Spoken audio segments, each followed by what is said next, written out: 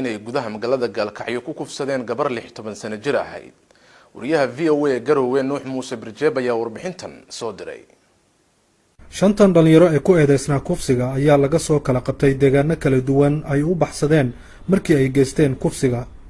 waxaana uu dhacay saacado ka hor xilligii uu dhacay kufsigii loo geystay Caasho isla magaalada Gaalkacyo. waxaana shanta dhalinyaro ay da'doodu tahay 18 iyo 19 jir.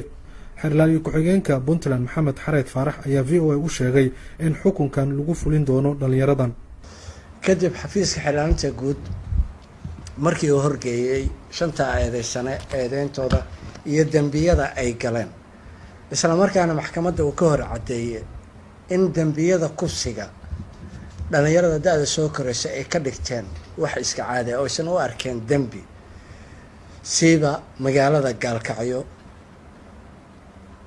kufsigana uu noqday mid baahay. si haddaba loo tirtiro dembiga kufsiga ah, xafiiska xeerlaalintu dembiyada tiriyada badan uu ku soo oogay, maxkamadiina cadeemo hordhigay, kadib maxkamadiina waxay ku xukuntay shantoodaba in la dilo oo la qisaaso. dhalinyaradan ayaa sidoo kale xukunkan ku mutaystay falal kale oo ku lamaanaa kufsiga, waxaana xeerlaalinta ay uga digeen dhalinyarada ku dhaqan Puntland caadeysiga kufsiga. kiisaska kufsiga kaliya lagu eedeyn maayo qofka markuu dembi galo oo kufsi kaliya, hadduu noqdo kufsi wadareed iyo kufsi kali ah. waxaa kaloo jira dembiye kaloo weheliya. mathalan eedeysanaha ama eedeysanayaashu waxay adeegsadaan hub, waxay wataan gaadiid. dhammaan arrimahaasna waxaa lagu khalkhalgeliyaa amniga guud. waxay ku sameeyaan handadaad, waa dembi. waxay sameeyaan afduub markay mobile furanayaan ama gabar ay kufsanayaan. waxaan leeyahay dhalinyarada reer Puntland ee caadeystay kufsiga, kuwan tusaalaha idiin noqda. shantoodaba dilka marka lagu fuliyo idinkaa ku cibna qaadan doona, waana la dilayaa. haddaba naftiina hawaayine iska daaya kufsiga.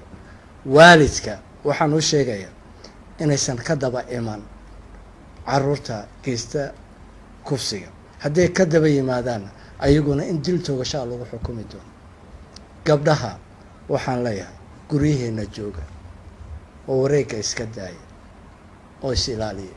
muddooyinkan dambe waxaa aad deegaanada Puntland ugu soo badanayay falalka la xiriira kufsiga, taasoo abuurtay walaac xoogan oo ay qaybaha bulshada muujinayaan, isla markaana ay dadku ku baaqayaan in la mariyo xukumo adag si xal looga gaaro caadeysiga kufsiga. sidoo kale kufsigii iyo dilkii loogu geystay gudaha magaalada Gaalkacyo Caasho Ilyas Aadan ayaa loo qabtay dad la aaminsan yahay in falkaasi ay geysteen, waxaana la filayaa in sidaan oo kale loo marsiiyo sharciga maalmaha inagu soo aadan. waxaana arrinta Caasho ay noqotay dhacdadii ugu xanuunka badneed